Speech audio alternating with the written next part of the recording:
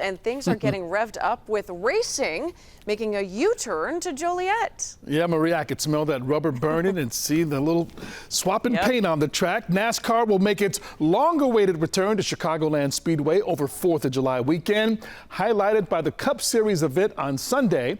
As Matt Zahn reports, a crew of drivers made a little pit stop in Joliet as the track prepares for its first competitive race since 2019.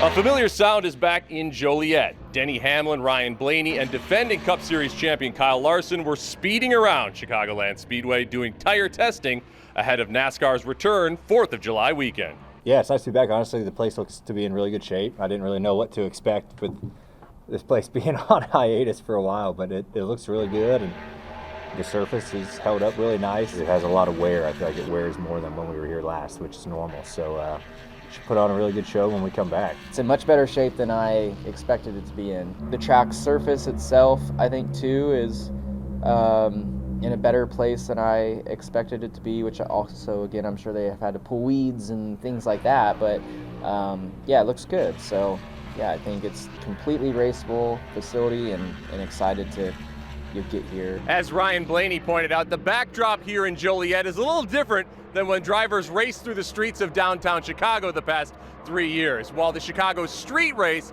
is no longer on the schedule, both Blaney and Larson are happy that Chicagoland still gets a date. I had an amazing time racing in the city for those few years. I thought that was probably my favorite event of the year every year that we did it. So bummer that we're not going back, but I understand, and then yeah, I mean, it's cool that we get to still stay in the area. I was just happy that this track came back because I thought it always did a great job and draws a good crowd. And Blaney says he hopes some of those new NASCAR fans that checked out the racing on the city streets the last couple of years make the trip to Joliet this July. At Chicagoland Speedway, Matt Zahn, CBS News, Chicago.